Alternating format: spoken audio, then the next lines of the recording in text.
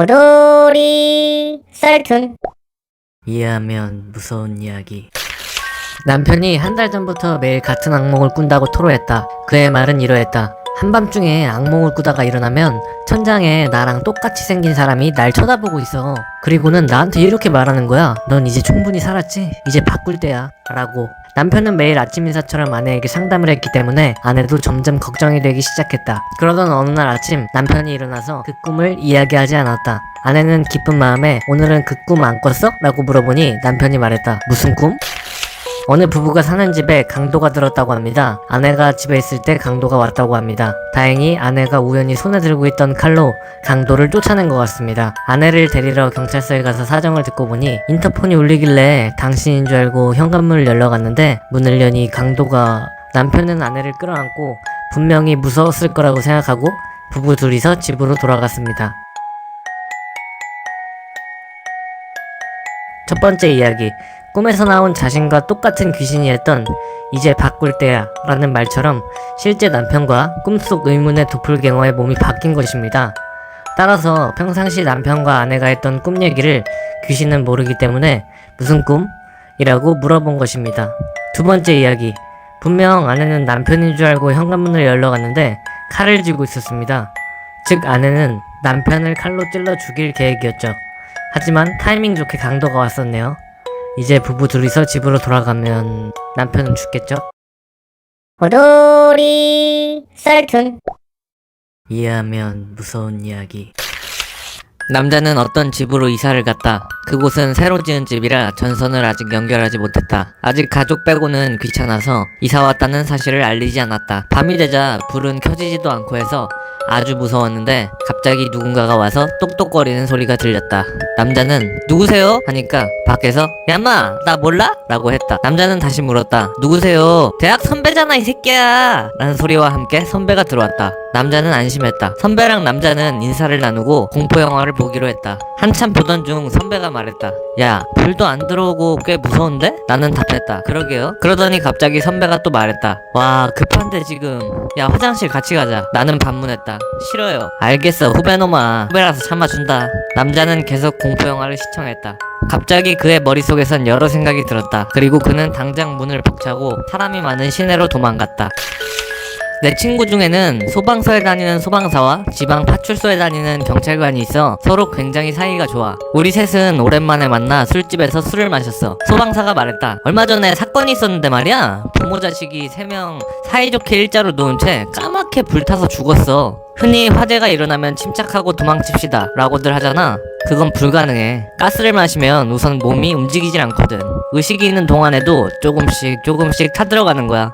그러니까 힘들겠지. 경찰이 말했다. 서에서 들은 것 같다. 그 사건 방화 아니었어? 끔찍한 일이었지. 요즘 나도 일 때문에 현장 나갔었어. 주차장에서 연탄 자살이 있었거든. 진짜 장난 아니더라. 연탄 쓰면 괴롭지 않다는 소리는 거짓말인 모양이야. 얼굴이 변했던걸? 나는 말했다. 얼마 전에 황화수소 같은 것도 유행했었지? 소방사가 말했다. 그것도 안 돼. 깔끔하게 죽는다는 소리 다 개뻥이야. 가스마스크 하지 않으면 맛이 이상해. 실제로 녹색으로 얼굴이 변색되어서 괴로움에 몸부림치다가 죽으니까.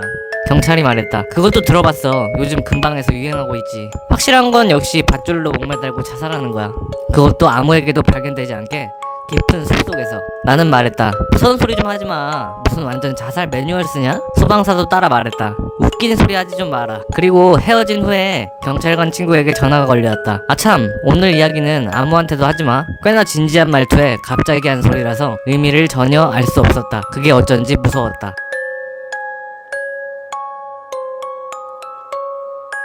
첫 번째 이야기. 새로 지은 집이라 전선을 연결하지 못하였다. 그러나 어째서인지 TV가 나왔고 남자는 자신이 어디에 거주하고 있는지 가족 외에는 아무에게도 알리지 않았다. 그런데도 선배가 왔다는 건 남자의 정보를 전부 알고 있다는 것. 두 번째 이야기. 경찰관이 말하는 사건들은 모두 자신이 저지른 사건들이다.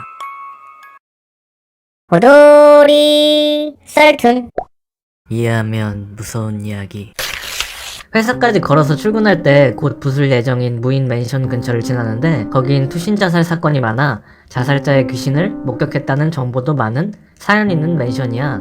주변에 가로등도 적고 밤은 꽤나 으스스해서 무서워. 얼마 전에 잔업하느라 비가가 11시쯤 되었을 때 벌벌 떨면서 거길 지났는데 일순간 맨션 옥상에서 사람 같은 게 보인 기분이 들었어. 쫄아서 심장 멈추는 줄 알았어. 자세히 봤는데 역시 옥상에 누가 서 있었어. 설마 유령인가? 하고 생각한 순간 그 사람이 뛰어내렸어. 콘크리트로 박히는 기분 나쁜 소리가 나고 여자가 쓰러져 있는 것이 보였어. 서둘러 휴대폰으로 구급차를 부르고 그 사람에게 달려갔어. 피투성이에 발은 이상한 방향으로 꺾여있고 귀신은 아니었지만 상당히 공포스러웠어. 떨어지는 소리를 들었는지 맨션 베란다에서 몇 명 내 쪽을 내다보는 사람도 있었어. 금방 구급차에 실려갔는데 집에 돌아와서도 현장 일이 떠올라 전혀 잘 수 없었어. 다음날 얘기를 들으니 중상이었지만 목숨에 지장은 없었다고 해. 진짜 미수로 끝나서 다행이야. 만약에 죽었다면 진짜로 트라우마 될 뻔했네.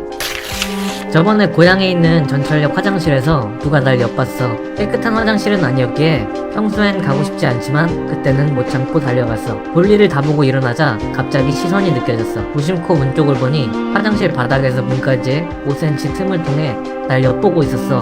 남성의 눈이 거기 나란히 있었고 나를 뚫어지게 쳐다보고 있었어. 분명 몰래 엿본 거야. 최악이야. 진짜 공포와 동요로 머리가 패닉 상태가 되어 떨림이 멈추지 않았어. 다른 누가 화장실에 들어올 때까지 밖에 나가질 못했어. 너희들도 조심해. 첫 번째 이야기, 곧 부술 예정인 무인 맨션이었다. 당연히 사람들은 존재하지 않았어야 한다. 맨션 베란다에서 밖을 내다보던 사람들은 대체 누구였을까? 두 번째 이야기, 인간의 신체상 바닥과 물틈 사이에 눈이 나란히 있을 리가 없다. 눈의 위치가 너무 낮다. 대체 화장실 안을 엿본 것은 어떤 얼굴 구조를 하고 있는 거지? 호돌이 썰툰. 이해하면 무서운 이야기. 학생 시절에 살던 아파트 문이 비밀번호식이었는데 새벽 3시쯤에 방에서 만화를 읽고 있자 갑자기 문고리를 덜컥덜컥 거리는 소리가 들렸어. 쫄았는데 문은 잠겨있으니 괜찮다고 생각하고 있었어. 그러자 삑삑 하고 비밀번호를 누르는 소리가 들려서 핏기가 가셨어. 저번에 비밀번호를 설정할 때 잘못 설정해서 1하는 버튼을 누르는 것만으로 잠금이 해제되는 설정으로 해놨던 게 기억이 났어. 문 반대편에 있는 녀석이 대충 버튼을 누르던 중 잠금이 해제되고 말았어. 운 좋게 평소에는 거의 걸지 않은 체인을 걸어두었는데 체인 때문에 문을 열 수 없는데도 불구하고 문을 억지로 열려고 3분 정도 쾅쾅거렸어. 조용해지자 잔뜩 겁먹은 채 문을 열고 확인하니 이미 없었어. 바로 비밀번호를 알고 있는 친구한테 연락을 해보았지만 근처조차도 안 왔고 야밤에 무슨 소리냐며 혼이 났어. 원래 평소에는 복도를 걷는 소리가 쉽게 들리는데 그놈이 떠날 때는 들려야 하는 발소리가 전혀 들리지 않은 게 무서웠어. 고층 맨션에 살고 있는 친구 얘기야. 걔는 14층에 살고 있기 때문에 엘리베이터가 필수인데 이건 심야에 집에 귀가할 때의 이야기야. 엘리베이터를 타고 14층 버튼을 눌러 문이 닫히고 움직이기 시작할 쯤 8층 버튼 램프에 불이 들어왔다고 해. 아, 누가 타는 건가? 라고 생각한 직후 헉 하며 친구는 서둘러 2층, 3층, 4층, 5층 버튼을 연타했어. 엘리베이터는 2층은 통과하고 말았지만 3층에서 멈추었고 열리려고 하는 문을 억지로 열 정도의 기세로 친구는 밖으로 뛰쳐나왔어. 그대로 계단을 뛰어내려가 맨션을 뒤로하고 아침까지 편의점에 서서 잡지를 읽었다고 해. 친구는 아직도 야간에 엘리베이터를 사용하는 것을 꺼리고 있는 듯해. 첫 번째 이야기, 평소에는 잘 들리던 발소리가 들리지 않았다. 아직 떠나는 발소리가 들리지 않았다. 놈은 아직 가까운 곳에 있다. 두 번째 이야기, 엘리베이터 층 버튼에 불이 들어오는 경우는 엘리베이터 안에서 눌렀을 경우뿐이다. 과연 8층 버튼 램프는 어떻게 눌렸을까? 호돌이 썰툰. 이해하면 무서운 이야기. 한 남자와 여자가 차 사고를 일으켰다. 두 차 다 완전히 대파됐지만 다행히 둘은 전혀 다치지 않았다. 어떻게든 차에서 기어나온 여자가 말했다. 남자분이셨군요. 정말 멋져요. 자, 차를 봐요. 이제 차는 못 쓰겠지만 우리들은 다행히도 안 다친 것 같아요. 분명 신이 우리 둘을 만나게 해준 거야. 앞으로도 서로 만나 둘이서 남은 인생을 즐기라는 거예요. 남자는 당황스러웠지만 기뻐하며 말했다. 그렇고 말고 그 말대로야. 여자는 자기 차 조수석 근처에서 뭔가를 꺼내면서 남자에게 이렇게 말했다. 자, 봐요. 기적이 하나 더 일어났어요. 내 차는 완전히 망가졌지만 이 와인은 괜찮은 것 같아. 이거 그거 아닐까? 신이 이날을 기념하라고 주신 걸 거예요. 여자는 와인을 그 자리에서 바로 남자에게 권했고 남자는 고개를 끄덕인 후 뚜껑을 열어 반쯤 마신 후 여자에게도 권했다. 여자는 와인을 봤더니 바로 뚜껑을 닫고 남자에게 다시 건넸다. 남자는 말했다. 왜 그래? 당신은 안 마셔? 여자는 말했다. 나는 마시면 안 돼. 오늘도 상사에게 또 혼이 났다. 회사 여직원들 사이에도 상당히 평판이 나쁜 대머리다. 날 스토킹하는 범인이 그 대머리 같을 거야. 요새 뭔가 미행하는 듯한 기분이 들어 혼잣말을 했다. 그러고 나서 나는 집에 귀가했다. 지금 살고 있는 곳은 상당히 열악하다. 싼 맛에 쓰고 있지만 거실과 주방과 침실, 그나마 창문도 거실에 밖에 없다. 잠긴 현관을 열고 안으로 들어가자 나는 깜짝 놀랐다. 강도가 들었는지 온 짐이 다 풀어헤쳐져 있었다. 그러고 보니 아침밥을 먹고 나갈 때 문을 안 잠그고 바로 출근했었지. 아, 기분 나빠. 짜증나. 죽여버리고 싶어. 강도가 들었었지만 나는 피곤함에 현관을 잠그고 침실로 향했다.